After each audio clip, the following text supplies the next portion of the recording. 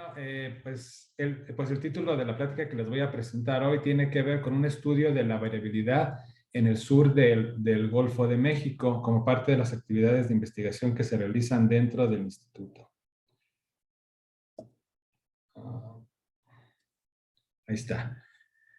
Bueno, la primera parte tiene que ver con una perspectiva general de lo que es el Golfo de México y la circulación. Tenemos que en el Golfo de México se desarrollan diferentes actividades, tanto que impactan a la parte de los ecosistemas, a los hábitats, clima, actividades humanas, diferentes aspectos biológicos también. En números podemos considerar, de acuerdo con un estudio reciente, que hay 4 industrias principales en el Golfo de México, que son petróleo, turismo, pesca y navegación, las cuales constituyen ingresos anuales por más de 200 billones de pesos.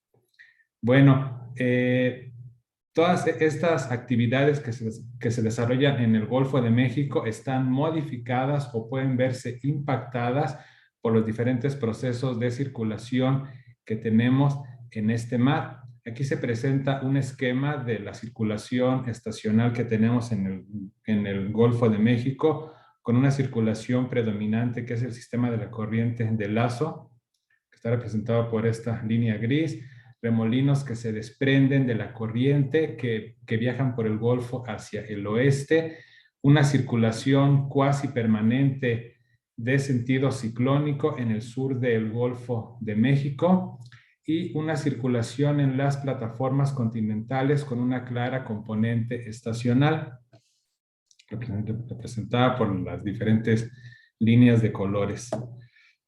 Bueno, particularmente el área en el que nosotros vamos a enfocar el estudio es en el sur del Golfo de México. En este lado tenemos una imagen de altimetría que está en escala de colores. Acá abajo tenemos, es la altura de la superficie del mar. Y también tenemos el destino de derivadores que se realizó pues en un día específico, en un estudio de Zavala Sansón, en el 2017. Y algo que resalta en esta región, en el sur del Golfo de México, aparte pues de toda la importancia característica que tiene para la región, para las personas, para la biodiversidad, es que es una región con una dinámica de mesoescala muy activa. Tenemos diferentes patrones de circulación, algunos que son cuasi semipermanentes, otros que tienen un comportamiento estacional, otros que pueden ser episódicos. Y no todos estos patrones de circulación tienen las mismas escalas ni la misma duración, lo que provoca que el conjunto de todos estos sistemas de circulación produzcan una variabilidad espacial y temporal muy compleja. Y dentro de estos componentes tenemos al Giro de Campeche, que es una estructura situada en la parte más al sur, en la bahía de Campeche, llegada de remolinos de la corriente de Lazo, aquellos que se desprenden de la corriente y que viajan hacia el oeste. Por el lado de la parte oeste de la cuenca tenemos una corriente intensa paralela hacia la costa con un comportamiento estacional. También tenemos que en la parte más al norte de la región tenemos tanto generación como la llegada de estructuras ciclónicas y anticiclónicas, interacciones entre todas ellas que van a afectar distintos procesos como la dispersión, contaminantes, trazadores biológicos, químicos, intercambios entre las zonas someras, entre las zonas profundas.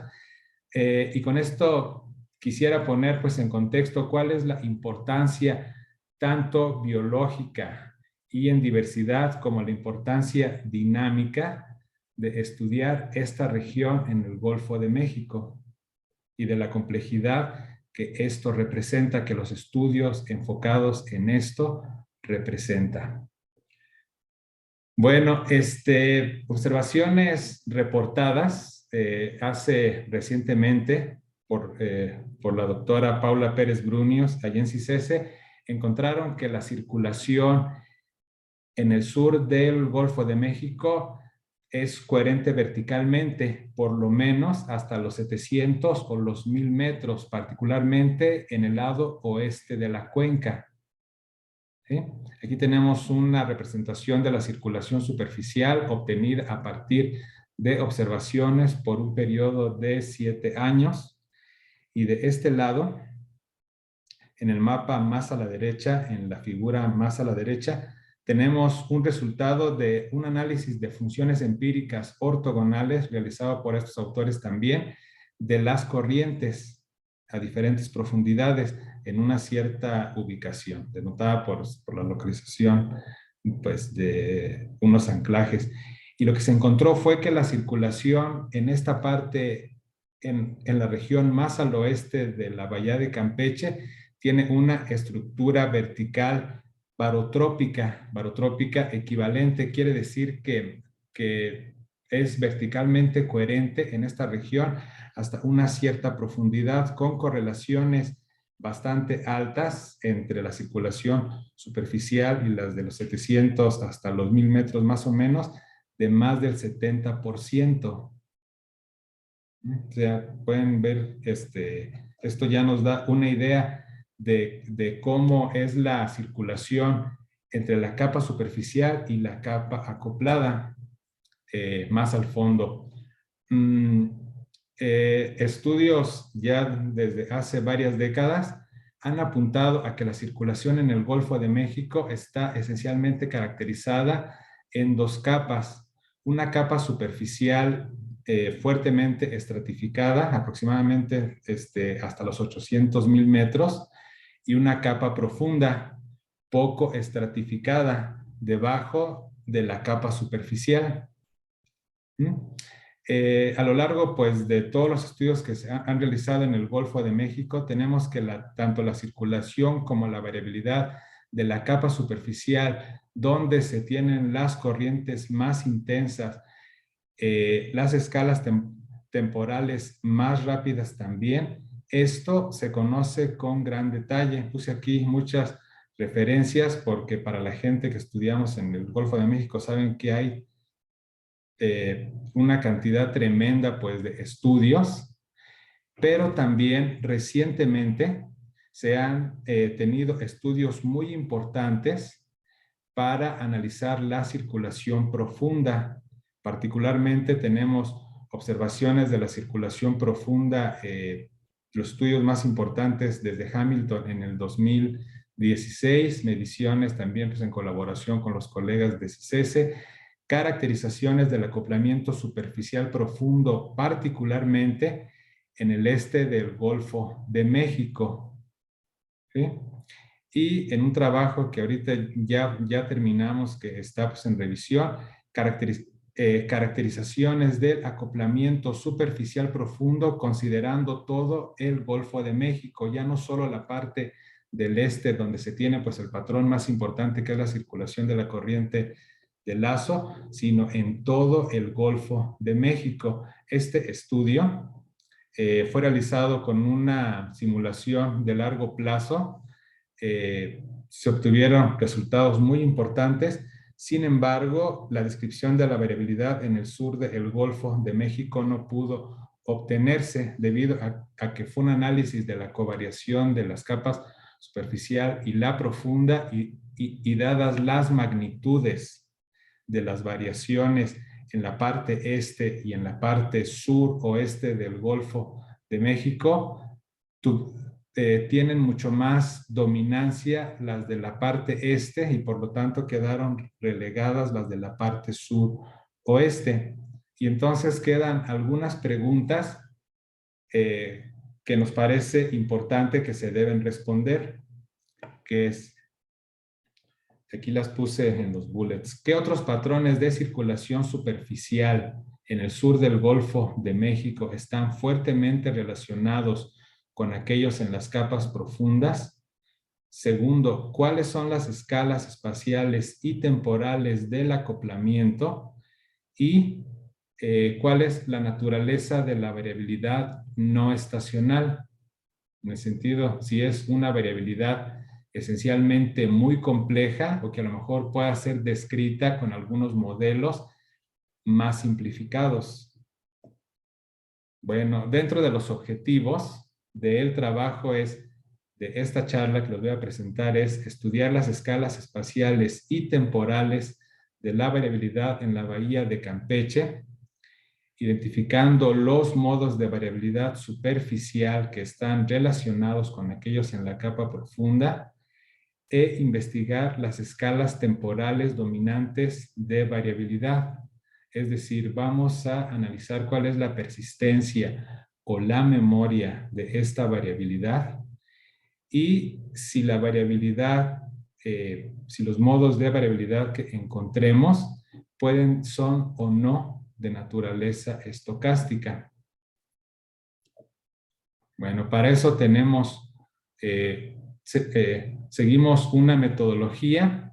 Primero, utilizamos una simulación de largo plazo realizada con el modelo de circulación general del océano HYCOM. Esta es una simulación que es en modo libre.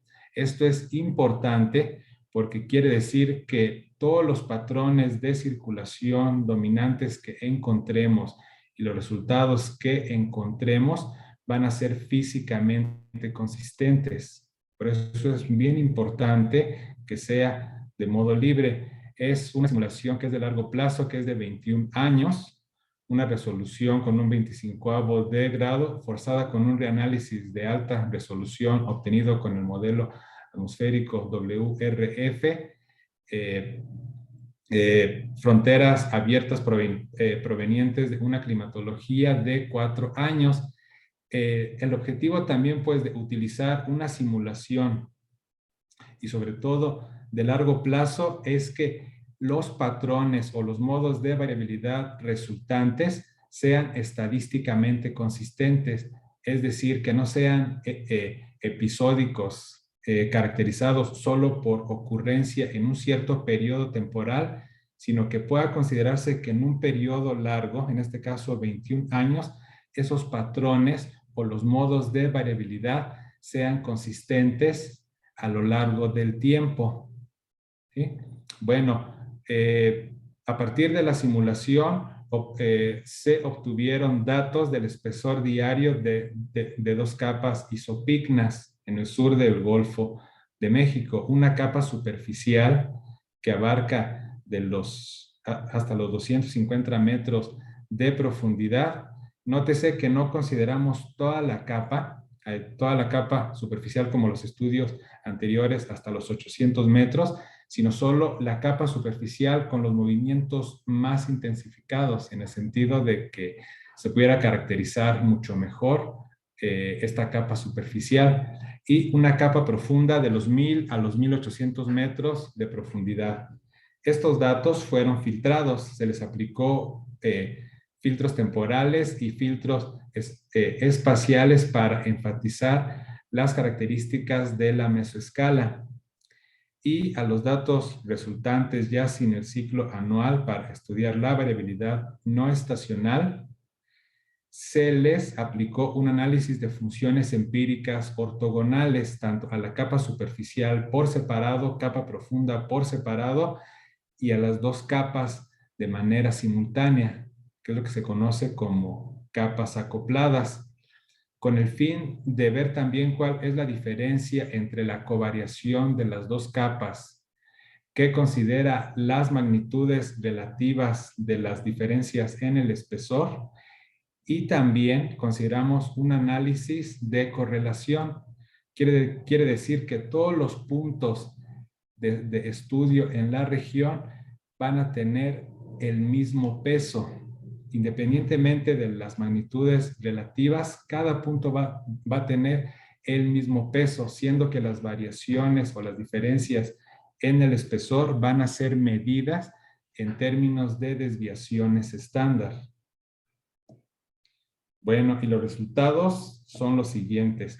Primero, ya que nosotros queremos conocer cómo es la relación del acoplamiento entre la capa superficial y la capa profunda, y ver cuáles son las escalas en las que se enfatiza, las escalas temporales, en las que se enfatiza más esta relación, hicimos un análisis de la varianza acumulada por los diferentes modos obtenidos con los feos cuando se consideran capas acopladas, pero se realizó el análisis considerando rezagos temporales de la capa profunda con respecto a la capa superficial, que está denotado en el eje horizontal en esta gráfica. Tenemos que el valor 0 corresponde cuando la capa superficial y la capa profunda no tienen ningún rezago temporal. Valores negativos indica cuando la capa profunda está rezagada X número de días, con rezagada tiempo hacia atrás con respecto a la capa superficial. Los valores positivos es cuando tiene, está adelantada cierto número de días. Se consideraron estudios para rezagos desde 1000 hasta más 1000 días, y considerando también diferentes casos de estudio para los filtros denotados aquí por las letras A1, A2, A3, B1, B2. Y se indica cuál es el filtrado espacial realizado a los datos, que va desde los 23 kilómetros hasta los 87 kilómetros, y el filtrado temporal de los datos, que es de 30 o de 90 días. En este caso, pues el caso denotado como A2 es el que consideramos como el característico de la mesoescala. Y aquí podemos ver en el eje vertical, tenemos cuál es la varianza acumulada por los primeros 4 modos de variabilidad obtenidos para los diferentes casos. Aquí tenemos para el análisis de la covarianza, denotado por líneas sólidas y de colores para los distintos casos, y también para el análisis de la correlación, denotado por las líneas punteadas y para los diferentes casos. Lo que podemos observar es que todos los rezagos negativos, bueno, conforme se hace pues el suavizado mucho más grande, mayores magnitudes espaciales, mayores escalas temporales, la varianza acumulada contenida en los 4 primeros modos es mayor, como lo que ya se anticipaba. Bueno, pero lo relevante de esta gráfica es que todos los rezagos negativos, quiere decir rezagos de la capa superficial con respecto a la capa profunda, van a tener una varianza acumulada más o menos constante, ¿sí? Lo cual quiere decir que podríamos establecer una relación tipo de causalidad en que tenemos una relación fuerte de lo que pasa en la capa profunda, que está de cierta manera, si no determinando, pero sí altamente relacionado con lo que pasa en la capa superficial. Y este acoplamiento está intensificado cuando tenemos un acoplamiento simultáneo o con un lag positivo que es de 30 días para el caso del análisis de la correlación. Y luego, para los rezagos positivos de la capa profunda, este acoplamiento entre las dos capas se va reduciendo de manera consistente. ¿Sí? Y hay un resultado publicado en la literatura por algunos colegas que comentaron, dado que el Golfo de México es una cuenca que en el fondo se encuentra aislada de los mares adyacentes, una suposición que se había realizado es que la capa profunda o la circulación en la capa profunda podía estar determinada por lo que pasaba en la capa superficial, ¿sí?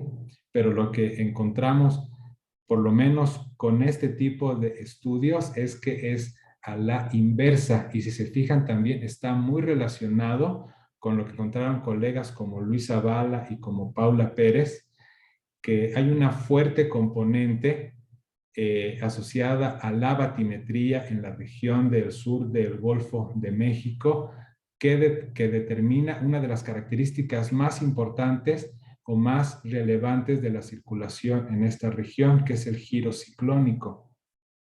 Bueno, pues entonces, de lo resumen pues de esta gráfica es que tenemos que la varianza acumulada tiene un máximo. Tenemos una relación fuerte para rezagos negativos de la capa profunda con respecto a la capa superficial y esta relación que disminuye para rezagos positivos de la capa profunda con respecto a la capa superficial. Bueno, de los casos mostrados anteriormente de los 1000 a los menos 1000 días, seleccionamos 2 de los casos que tuvieran la máxima varianza contenida, que en este caso para el representativo de la mesoescala, que es el caso A2, para el análisis de covarianza, se seleccionó pues el rezago de 0 días y para el análisis de correlación el rezago de 30 días. Y aquí tenemos una gráfica de barras que nos indica para el análisis de la covarianza y la correlación para la capa superficial, capa profunda, capas acopladas, cuál es la varianza contenida en cada uno de los modos. Y como podemos ver, pues el primer modo es el que se lleva la mayor varianza contenida, que se va reduciendo con los modos superiores. Y la varianza contenida para la estructura de correlación de los datos es menor que la varianza contenida para la estructura de covarianza de los datos. Y es natural por la naturaleza de los mismos datos, pues que todos están considerados con el mismo peso. Y aquí tenemos cuáles son los modos espaciales, los 4 primeros modos espaciales para el análisis de covarianza de los datos. Tenemos en la primera fila, primera columna, tenemos el análisis para la capa superficial por separado. Y cada una de las columnas es el modo correspondiente, modo 1, 2, 3 y 4. Segunda columna es la capa superficial, pero para el análisis acoplado. Tercera columna es la capa profunda para el análisis por separado. Y la cuarta columna es la capa profunda, pero para el análisis acoplado. En las escalas de colores se muestra las magnitudes del modo correspondiente o del feo correspondiente, que están normalizadas de -1 hasta 1 y están escaladas por las variaciones presentes pues en cada uno de los plots. Los contornos amarillos representan los contornos de la proporción de varianza explicada, quiere decir las regiones que están mejor descritas por cada uno de los modos. Y los contornos negros, aquí presentes, son los contornos de vorticidad potencial planetaria. Y el objetivo de este análisis es identificar, primero, cuáles son los modos de variabilidad dominantes en cada una de las capas y si estos modos dominantes, tanto en la capa profunda como en la capa superficial, cambian cuando se realiza un análisis acoplado.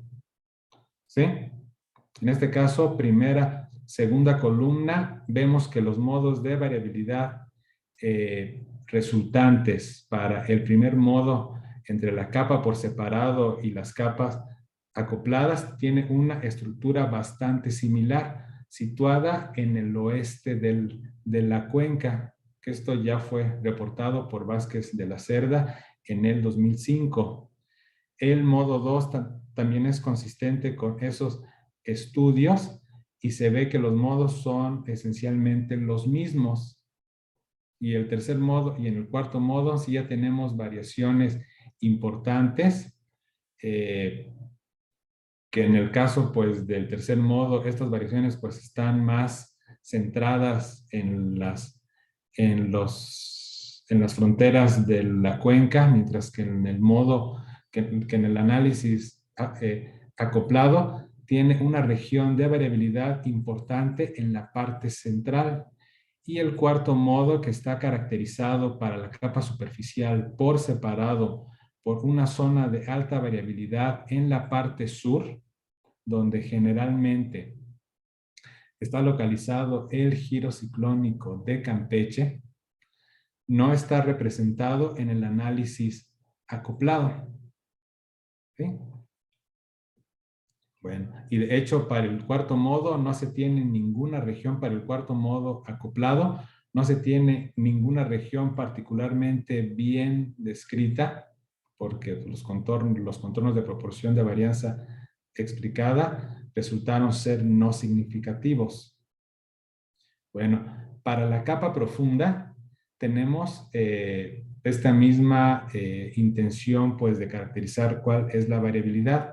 Tenemos que los modos, que el primer modo está concentrado principalmente en casi toda la cuenca y es bastante similar entre el análisis por separado y el análisis acoplado. Y los modos superiores de variabilidad en la capa profunda están caracterizados por regiones de alta variabilidad en la periferia, que esto también está fuertemente asociado con las regiones en las que tenemos más cantidad o las que tienen valores altos de energía cinética turbulenta. Como vemos, pues hay una relación bastante parecida, por lo menos para los primeros modos, entre el análisis por separado y el análisis acoplado. Pero ¿qué sucede cuando nosotros tenemos la estructura de correlación de los datos?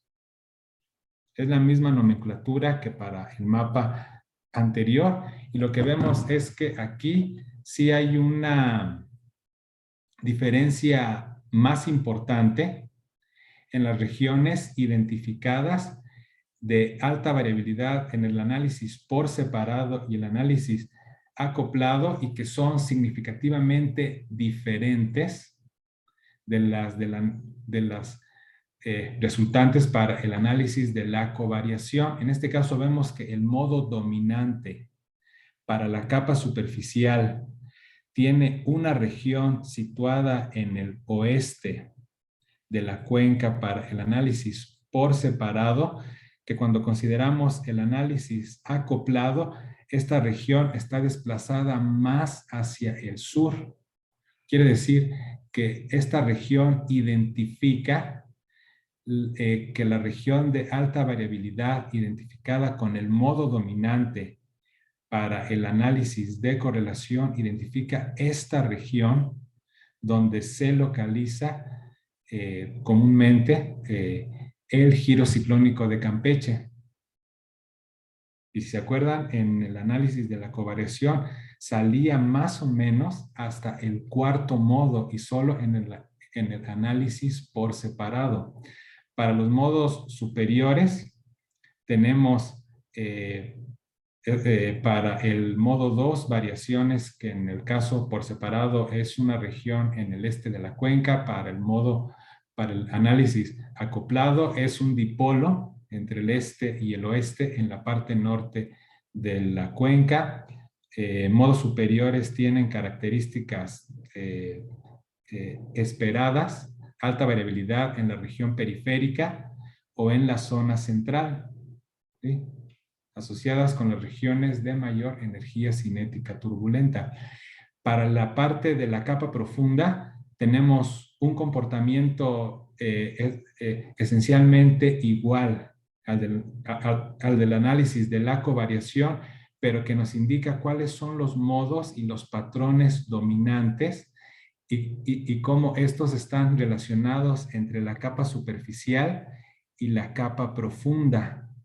Sí, quiere decir que esta región de alta variabilidad en la capa superficial en el sur oeste de la cuenca está relacionado con una región de alta variabilidad asociada pues en casi toda la cuenca.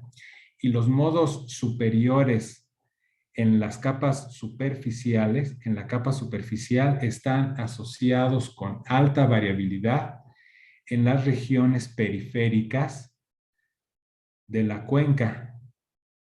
¿Sí? En este caso, pues acá ya no se ven contornos muy importantes, pero sí, de manera general, están los modos superiores de variabilidad están en la capa profunda situados en la zona periférica. Bueno, con respecto a los modos espaciales, esa fue la parte del estudio y ahora pasemos a la parte de la variabilidad temporal. Una primera caracterización de la variabilidad temporal tiene que ver con la energía asociada a la variación de alta frecuencia. En este sentido, calculamos la potencia total de las 4 componentes principales y la potencia total fue calculada hasta la frecuencia de corte o hasta el periodo de corte, que es de 30 días. Y entonces quiere decir que los cálculos de la potencia corresponden, pues de cierta manera, a la energía de la variabilidad de largo plazo. Aquí tenemos en un diagrama de estrella el cálculo de la potencia total para cada una de las 4 componentes principales, cada uno de los vértices, 1, 2, 3, 4, y en colores para los diferentes tipos de análisis: morado, capa superficial; anaranjado, capa profunda; verde, capas acopladas, y lo mismo para el análisis de correlación. Bueno, en este caso tenemos que para el análisis de la covarianza, tenemos que la potencia, pues a grosso modo, pareciera bastante similar entre el modo dominante, que es la componente principal 1. Y para los otros tenemos magnitudes más o menos similares, ¿no? A lo mejor para el modo 3, pues sí ya tenemos variaciones más importantes, pero pues para los modos superiores ya la varianza contenida pues es menor. Pero para el análisis de la correlación vemos que sí hay una diferencia bien marcada entre la potencia contenida para el modo dominante, ¿no? Que este modo dominante es el que habíamos visto que reproducía bien pues la parte del suroeste de la bahía de Campeche, y tenemos que para la capa superficial tiene una potencia alta que se va reduciendo para la capa profunda de manera importante, y que para el análisis de las capas acopladas es más o menos similar. ¿Sí? Esto nos dice cuáles son las escalas energéticas de la variabilidad de largo plazo para los diferentes modos que obtuvimos, y análisis similares pues se pueden ver para las otras. Bueno, pero una de las características más importantes que quisimos buscar fue la parte de la variabilidad temporal. Y una primera medida característica de la variabilidad temporal, o con la memoria asociada a los diferentes modos, tiene que ver con los tiempos de decorrelación, que están definidos como las escalas temporales de persistencia. Y estos tiempos de correlación se calculan a partir de las funciones de autocorrelación asociadas a las componentes principales o a las series de interés. En este caso, la metodología para hacer este cálculo es: a cada una de las componentes principales se les ajustó un modelo autorregresivo, de la cual se obtuvo la función de autocorrelación correspondiente, denotada por la ρ, y el tiempo de correlación tau se estimó con esta expresión. ¿Sí? Se utilizó para la metodología, pues el ajuste con la metodología Box-Jenkins, se resolvieron las ecuaciones Euler-Walker y se calcularon estos tiempos de decorrelación para cada una de las componentes principales. Si bien este tiempo de decorrelación puede no dar una idea física de las escalas temporales de los procesos analizados, sí nos da una idea bien clara y robusta de las diferencias entre las escalas temporales de los diferentes modos. Y aquí lo tenemos con una gráfica de estrella para las diferentes componentes principales. Está en escala de los días, 0 hasta 1000 días para el análisis de la covarianza y de la correlación. Bueno, y lo que tenemos, observen el caso del análisis de la correlación. Tenemos capa superficial con memoria de más o menos 50 hasta 300 días. Esta línea morada. Capa profunda con memoria de 200 hasta 900 días. Es decir, tenemos unas escalas temporales 3 veces mayores para la capa profunda que para la capa superficial, y las capas acopladas con unos valores intermedios pero muy cercanos a las de la capa profunda. Y se puede ver cómo son las diferencias para cada uno de los distintos modos, ¿no? Pero de manera general esto se respeta para los otros. Bueno, posteriormente, aquí ahora tenemos una 46, hicimos un estudio de la naturaleza de la variabilidad en el sur del Golfo de México. Aquí tenemos un ejemplo lo que nos motivó pues a hacer este estudio. Aquí se muestra un espectro compuesto de la variabilidad climática. Lo que se puede ver es que esencialmente es un espectro enrojecido, tiene mayores potencias para frecuencias bajas, periodos largos, que para los periodos cortos o las altas frecuencias. Tenemos diferentes picos asociados con forzamientos, con características, con forzamientos espaciales típicos, característicos únicos, regiones más anchas asociadas con interacciones no lineales, y esta región sobre la cual están montadas que denota variabilidad de origen aleatorio, quiere decir variabilidad de corto plazo que está integrada y que en el largo plazo produce que la energía pues se traslade de las altas frecuencias de aquí a las bajas frecuencias. Y esto fue descrito por Hasselmann, premio Nobel en el 2021, en que demostró que la variabilidad de baja frecuencia podía ser simplemente la respuesta integrada de un sistema lineal o no lineal, forzado con variaciones de corto plazo, y que a primer orden puede ser descrita como un proceso autorregresivo de orden 1, lo cual representa la hipótesis nula de variabilidad climática, y que los diferentes procesos correspondan o no con esta hipótesis nula es interesante para ver cuáles son los procesos involucrados causantes del comportamiento de la variabilidad.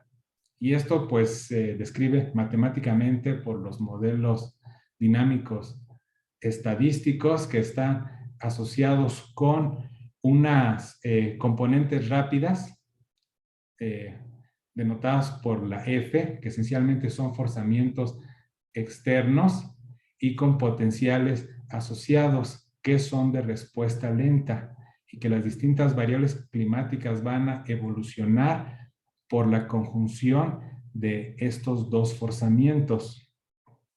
¿Sí? Bueno, si uno considera esta premisa de que la variabilidad climática está descrita por una componente lenta y una componente rápida, la discretización de este modelo matemático lleva a una expresión característica de un modelo autorregresivo de orden 1, donde las variaciones rápidas están representadas como variaciones aleatorias, ¿sí? También, por eso es la hipótesis nula, si esto es satisfecho o no. Otras variables climáticas pueden evolucionar de manera mucho más compleja, no con esta estructura tan simple, lo que va a dar lugar a procesos autorregresivos de orden superior o incluso a procesos ARMA de orden superior, autorregresivos de medias móviles. Bueno, nosotros queríamos probar si la variabilidad descrita por cada una de las componentes principales era consistente o no con la hipótesis nula de variabilidad climática propuesta por Hasselmann, y aquí ponemos un ejemplo. Déjenme quitar esto porque ya no lo veo. Aquí tenemos el espectro muestral de la componente principal 1, por ejemplo, para la capa profunda, denotada por la línea roja, el espectro del proceso autorregresivo 1 estimado con el correspondiente región de rechazo. Lo que podemos ver que basado con esta gráfica, consideraríamos que los picos espectrales, sobre todo en el periodo del mes hasta el año particularmente, no están bien descritos por un proceso autorregresivo de orden 1, y de manera similar para la componente principal 1, modo dominante para el análisis acoplado. Sin embargo, para hacer este análisis de manera mucho más robusta y no basado únicamente en las gráficas de los espectros que nos dirían esto no está descrito adecuadamente por un proceso autorregresivo simple. Y lo que hicimos fue utilizar un estadístico de prueba propuesto por Domengel y Latif en el 2002, que nos permite saber si los espectros muestrales están descritos o no por un proceso autorregresivo simple. En este caso tenemos los coeficientes espectrales para la serie de interés, los coeficientes del espectro nulo o de hipótesis.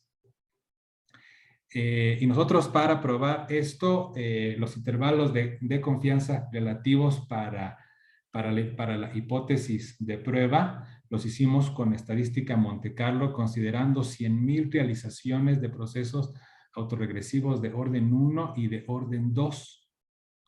Y el resultado es el siguiente.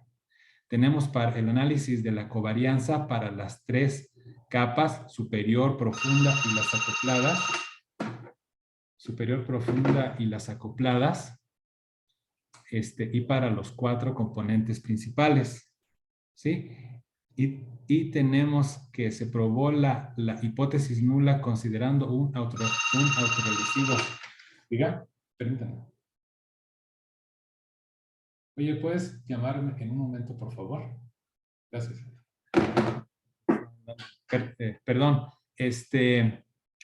Y lo que tenemos es que lo probamos considerando una hipótesis nula de un proceso autorregresivo 1 y de orden 2. Tenemos que para el autorregresivo 1, la hipótesis fue rechazada para todas estas componentes principales, pero falló en ser rechazada para estas componentes, para los modos dominantes.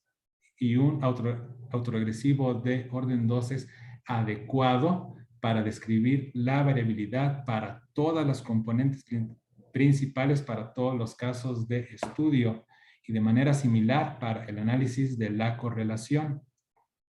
Y esto lo que nos quiere decir es que por lo menos para estos 2 modos dominantes, ¿sí? Esta variabilidad de largo plazo puede considerarse como de naturaleza completamente aleatoria, donde esta puede ser descrita por una componente lenta y una componente rápida. ¿Sí? Aquí lo tengo. Mecanismos de retroalimentación proporcionales a variables climáticas de respuesta lenta, lo cual tiene implicaciones muy importantes para los sistemas de pronóstico, para la modelación numérica, si es que nosotros queremos implementar estos hallazgos para describir cómo es la dinámica en esta región. Sabemos que por lo menos el modo dominante puede ser descrito adecuadamente con una componente lenta más una componente rápida, no así los otros, pero sí con un proceso poquito más complejo, un autorregresivo de orden 2. Y pues eso sería todo. Muchísimas gracias por su atención. Preguntas y sugerencias son bienvenidas. Muchas gracias, doctor, por compartirnos estos estudios que ha estado desarrollando en el campo de la oceanografía física. Y bueno, iniciamos justo con lo que usted ha desarrollado para dar la bienvenida a este eje temático de oceanografía física. Gracias, doctor. Recuerden que pueden hacer sus preguntas en el chat o pueden levantar la mano de manera virtual y les abrimos el micrófono para que puedan hacer su pregunta de viva voz. Ya tenemos una, doctor. En tanto, ingeniero, si le ha llegado alguna, por favor, váyamela pasando. Ok, la doctora Escobar, doctor, dice, ¿pueden las aseguradoras que cubren los daños por riesgos por el cambio climático considerarse una industria de interés en el Golfo de México? No, no lo escuchamos, doctor, perdón. ¿Me escucha, doctor? Sí, Ahí sí, me está. escuchan. Ya, ¿Sí? ahora sí lo escuchamos. Adelante, doctor. Todas las distintas actividades que se realizan en el Golfo de México y el impacto que éstas tienen y las cantidades millonarias asociadas a las distintas actividades que se realizan en el Golfo de México, claro que sí es negocio,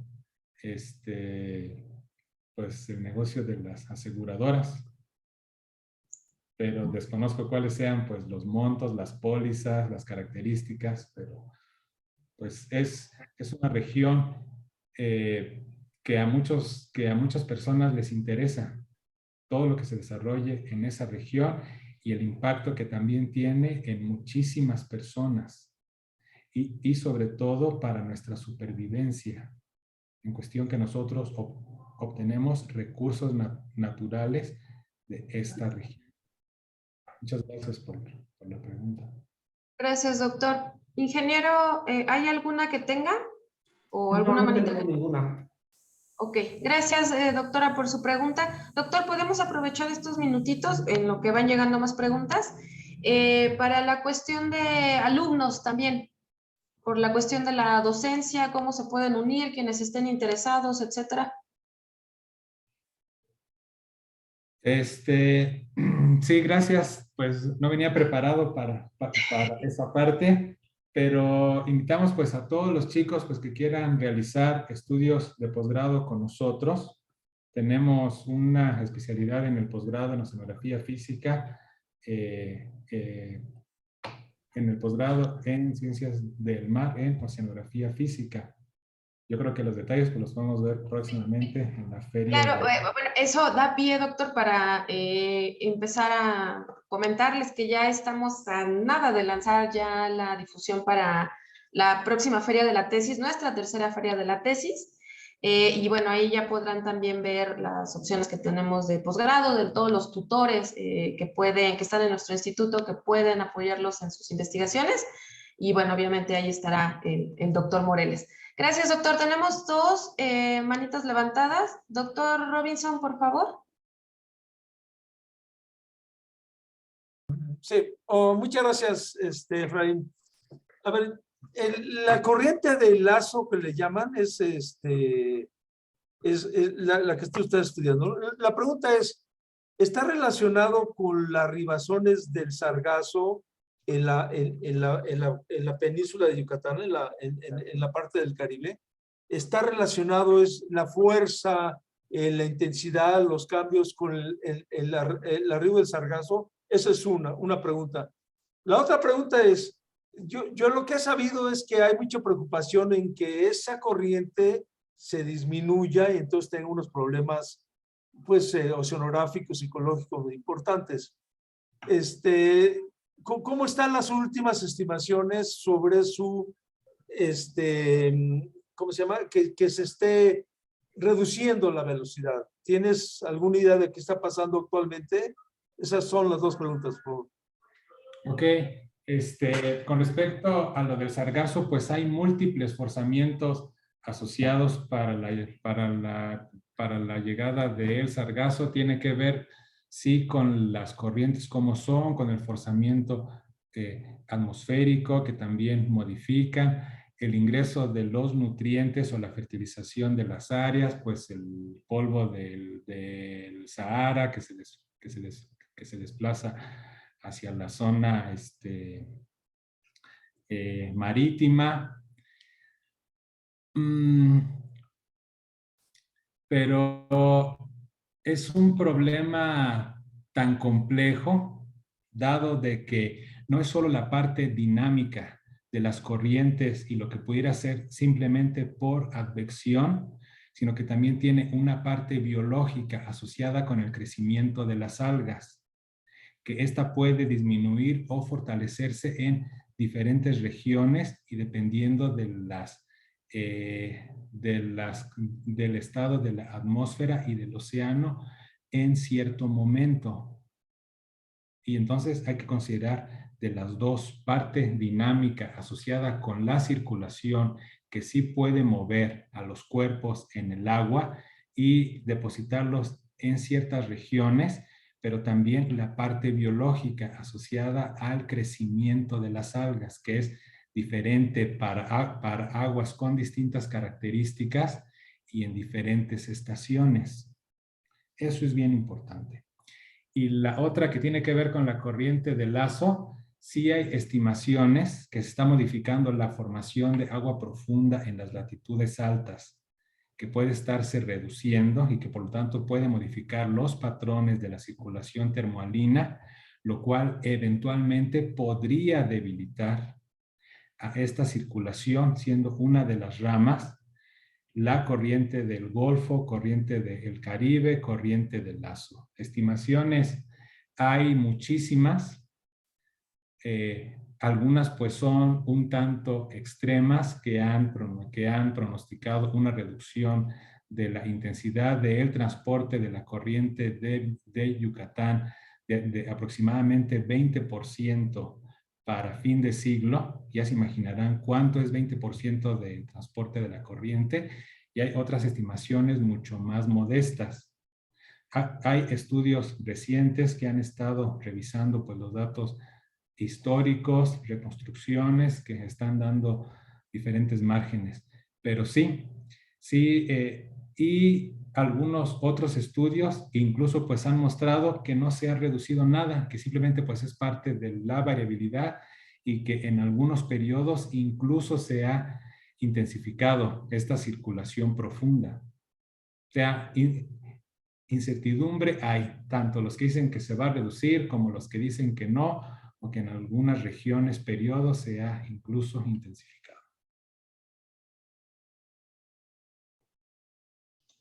Gracias, doctor. Gracias, doctor Robinson. No sé si quería agregar algo más.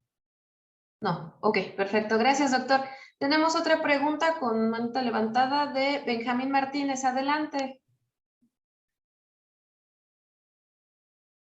¿No se oye? No lo escuchamos. Por favor, el microfonito. Ahí está.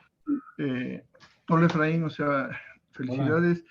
Oye, si te entendí bien, la parte profunda, tú encuentras que va rezagada con la parte superficial y eso quiere decir que no tiene nada que ver lo que ocurre arriba con la respuesta abajo. ¿Eso es correcto? Sí, quiere decir de que más bien está relacionado lo que pasó en la capa superficial con lo que pasó en la capa profunda, pero muchos días antes, hasta 1000 días antes. O sea, lo que pasó, o sea, ¿qué pasa primero dónde? ¿Arriba o abajo? O sea, esa gráfica de los rezagos quiere decir que lo que hoy pasó en la capa superficial está relacionado con lo que pasó en la capa profunda 250 días antes, por ejemplo, o 500 días antes. O sea que lo puedes ver también como que lo que pasó en la capa profunda se refleja en la capa superficial 500 días después. Sí, pero toda esa curva era más o menos constante para los rezagos negativos, sí, efectivamente. Sí, bueno, entonces ahí una primera observación, a ver si luego puedes decir algo, es la simetría, ¿no? Si tú ves tus figuras, tienes para el cero, tienes como una montaña, ¿no? Y luego se va así, y hay una simetría, pero no quiere decir que de un lado o del otro, vaya, tienes valores del orden del 50, 40 por ahí, ¿no? Y quién sabe el filtrado, cómo te haya afectado eso. Por un lado eso, ¿no? Pero también esto lo saco a colación porque luego en tu hipótesis nula o en tus conclusiones pones que la parte de abajo se puede considerar que es únicamente o es la respuesta tipo Hasselmann, ¿no? Sí, La parte profunda. Pero en la parte de arriba hay para algunos modos eso no lo puedes decir, ¿verdad? Entonces, ¿cómo combinas esto? Que por un lado tienes ese análisis de las correlaciones, donde lo de abajo prácticamente va primero y después de mucho tiempo va arriba, y en las conclusiones dices que lo de abajo es la respuesta tipo Hasselmann, enrojecimiento del espectro y bla, bla, todo ese rollo, y arriba no. Entonces, como que ahí habría que ver un poco más a fondo, ¿no? sí. A lo mejor lo que pudiera resultar más inmediato, pues es decir, la capa profunda es la componente de respuesta lenta, mientras que la capa superficial pudiera ser la que esté introduciendo variaciones de respuesta rápida. Y que Sí, pero entonces, la hipótesis de Hasselmann dice que la capa superficial, la temperatura superficial del mar, al ser forzada por flujos de calor sensible, básicamente con un ruido blanco, ¿no? O sea, energía en todas las frecuencias, y la respuesta es precisamente comenzar a oscilar de una manera irregular, y ahí se deriva todo eso, ¿no? Entonces aquí como que tienes una cosa arriba, una cosa abajo, y resulta que lo de abajo, que va primero, es respuesta tipo Hasselmann, ¿no? Donde tú podrías esperar que eso fuera arriba. Entonces, bueno, eso nada más te lo dejo así para que, si puedes, luego lo cheques. Y también, vaya, ¿cómo se ve el análisis sin que filtres? Porque la técnica de funciones empíricas realmente, en general, el primer modo es el modo con las estructuras espaciales más largas, ¿no? Y luego se van haciendo los modos, a medida que tú vas incrementando el número de modos, vas viendo las estructuras de escalas más cortas, ¿no? Entonces, a lo mejor si haces un análisis así, obtendrías algo un poco distinto. No sé, ¿no? Simplemente observaciones al trabajo. Sería todo, Efraín. Felicidades. gracias, Benjamín. Okay. Muchas gracias por estas aportaciones. Gracias, doctor Moreles, también. No sé si hay alguna otra pregunta, ingeniero. Sí, la leo porque no me deja copiar. Ok. Es de Aura y dice una pregunta muy aventurada. ¿Con todo este trabajo en algún momento se podrá predecir la corriente del lazo?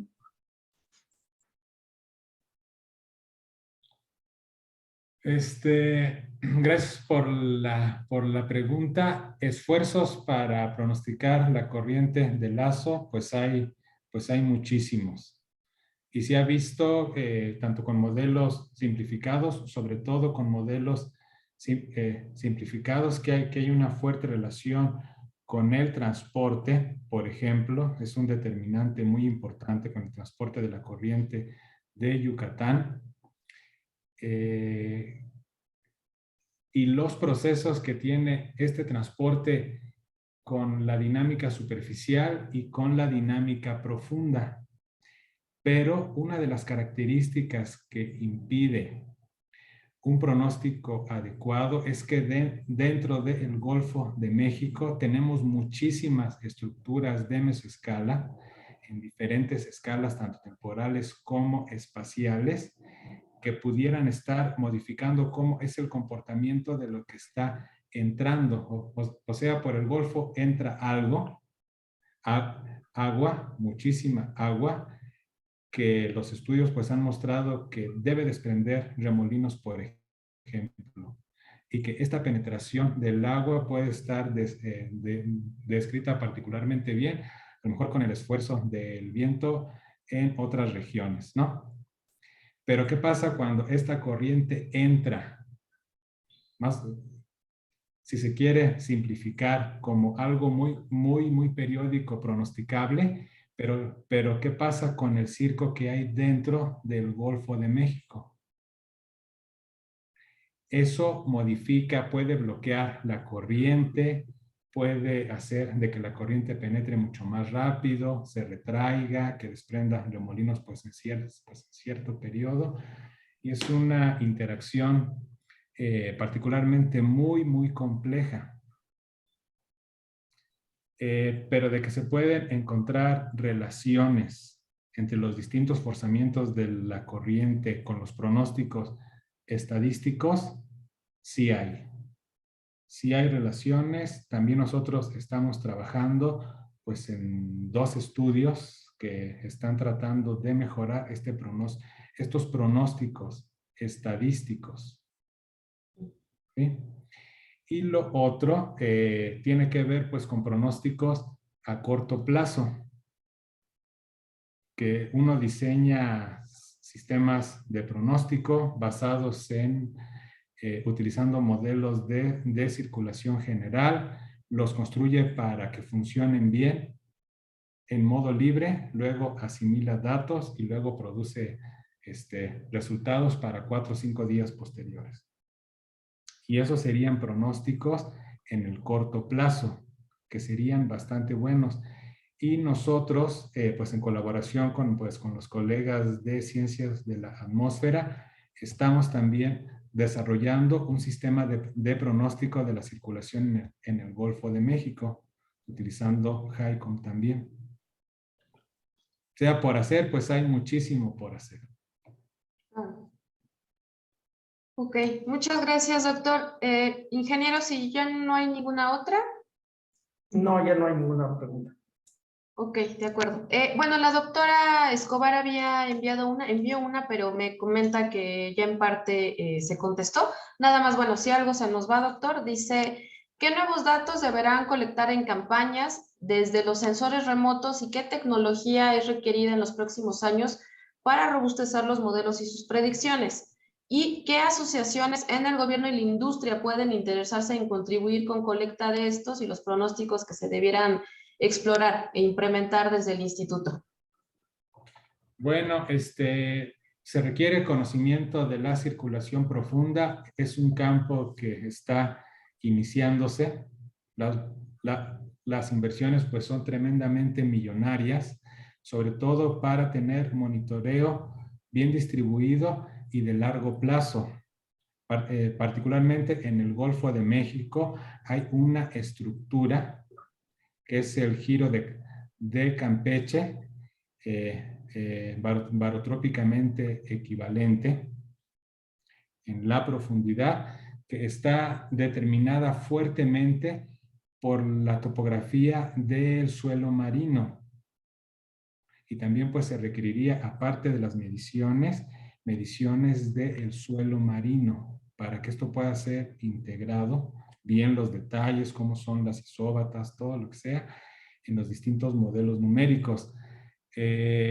Y yo creo pues que de lo que mostré en las en las primeras láminas, creo que no es un asunto pues de empresas, de que empresas puedan estar involucradas, es un asunto que es de interés nacional, los mares mexicanos. El gobierno interesado por una descripción, caracterización adecuada de los mares mexicanos, del pronóstico, del conocimiento de la circulación, de la variabilidad, de cómo esta puede verse modificada por diferentes aspectos relacionados pues, al cambio climático, incrementos en la temperatura, lo que sea, debe ser un asunto de interés nacional y no tanto pues de estar buscando recursos pues con ciertas empresas, que sí hay muchas empresas interesadas pues en mapear el fondo marino, los que echan cables por el suelo, los que trazan rutas marítimas para los barcos, los que exploran petróleo. Hay muchísimas industrias, turismo, rescate que están interesadas en la descripción de la circulación en el Golfo de México, pero no debería ser solo por el interés comercial. Es un asunto de interés nacional. Claro. De los mares mexicanos. Ok. Gracias, doctor. Pues finalizamos con esa pregunta. Doctor Escobar, no sé si quiere agregar algo más. Bueno, pregunta dice, sí, doctora, adelante, pregunte, por favor. Sí, no podía activar mi micrófono, por eso las mandé. Gracias, Efraín. Y básicamente yo te preguntaría si debieran los modelos futuros integrar cambio climático. Pero quiero nada más hacer una pequeña aclaración antes de que me contestes esta pregunta. Mencioné el caso de las empresas, además del sector gobierno, porque salen y entran buques mercantes todo el tiempo de los puertos que cruzan en algunas ocasiones esta zona. También hay pescadores. Y si cada uno de ellos llevara sensores, cada uno de ellos llevara ADCPs y pudiéramos hacer convenios, estarían recogiendo muchos datos a lo largo de cada día que están entrando y saliendo de los puertos. Ese es mi comentario, esa era mi pregunta anterior. Porque pensé que si en otros lugares lo están haciendo, a nivel internacional lo están haciendo y lo presumen, ¿no? Ya hicimos un acuerdo con tal compañía que nos va a estar colectando estos datos. Yo pienso que el instituto podría tener un acercamiento con algunas de las empresas y decir, nos gustaría que nos colecten datos y podamos descargarlos vía una antena satelital o vía, qué sé yo, ¿no? Pero básicamente y explicarles qué es lo que van a estar colectando para que sepan, con un poquito de cultura, hasta participan y colectan más cosas, incluyendo algunas ondas para diversidad o algunas ondas químicas o microplásticos, qué sé yo, ¿no? Que puede beneficiar al instituto. Pero básicamente creo que algo que también hemos preguntado en UGOS, que es la comisión que está en la Academia de Ciencias con respecto a la corriente de lazo, es qué tanto podemos que a futuro los modelos integren cambio climático. O sea, que ya esté incluido dentro del mismo modelo, que el HYCOM esté incorporando cambio climático y podemos hacer la predicción, no del cambio climático, sino lo que va a pasar con la misma corriente. Por ejemplo, hoy salió un artículo con respecto al cambio orbital del planeta que define el clima en el planeta y que definió el desarrollo de la humanidad. Entonces también está definiendo corrientes, está definiendo muchas otras cosas. Esa es una cuestión, cambio orbital. Pero yo te pregunto, ¿cambio climático podríamos incorporarlo? Se lo preguntamos a todas las compañías o a todos los grupos que están participando en UGOS y que recibieron el financiamiento. Ok, muchas gracias. Sí, coincido totalmente con esto, pues de incorporar a la mayor cantidad pues, de sectores para monitorear el Golfo, conocerlo, es súper importante. Y las iniciativas creo que son muchísimas. Yo creo que estaría excelente poderlas implementar aquí en México y en la UNAM particularmente. Con respecto a lo de incorporar efectos del cambio climático en los modelos, es algo necesario, que se tiene que hacer, pero lo que pienso es que puede ser algo muy complicado en cuestión de los recursos económicos y de cómputo necesarios. Por ejemplo, si nosotros queremos pronosticar, imagínense modelos de la circulación en el Golfo de México, cómo sería el horizonte, a lo mejor muchos años después, ¿no? Cómo vemos viendo cómo se va reduciendo pues el transporte o que cambien ciertas características. El requerimiento de supercómputo pues es tremendo. Se requerirían clústeres gigantescos con el correspondiente consumo de energía, capacidad en los recursos humanos suficientes para poder echar a andar estas simulaciones y sobre todo cuál es el periodo que se van a echar a andar estos modelos.